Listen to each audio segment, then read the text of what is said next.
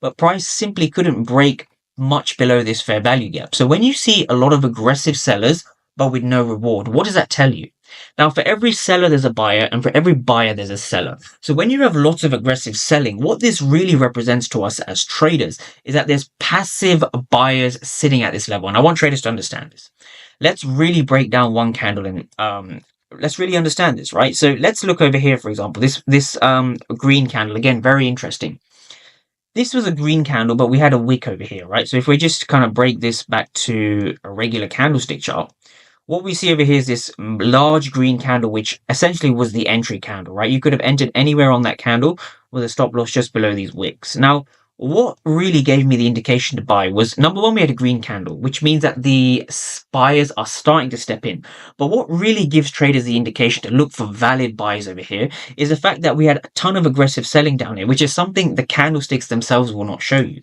We had a ton of aggressive sellers down here. We can even read the order flow. We had 340 for 276, right? That does not mean there are more aggressive sellers than there are aggressive buyers, right? That means, that does not mean there's more sellers than buyers. That means there's more aggressive sellers than there are aggressive buyers. But there aren't just aggressive participants. There are passive participants also in the market.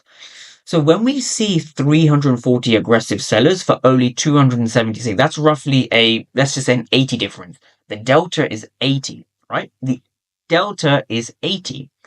So if there's more sellers, aggressive sellers, than there are aggressive buyers, and the market moves up, that means that there's passive buyers that are holding the level. And this is what really validates a fair value gap.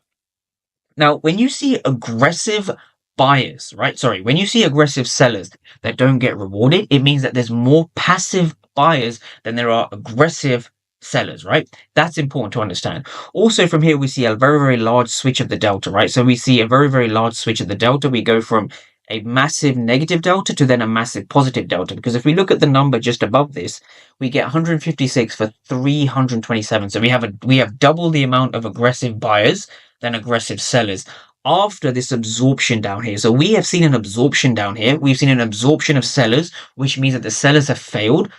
Buyers are in control. That's what gives us the indication to take buys from within this candle, right? Within this region. That's kind of the first trade you could have taken. Now, the second trade comes from this area, which is even more interesting. I love this. Now, this was the area. This was the fair value gap. This was the fair value gap candle over here. All right. So let's dissect how price actually behaved over here. And it's super interesting. This candle, and this candle. Now, if we look at it again from an order flow perspective, from a candlestick perspective, you go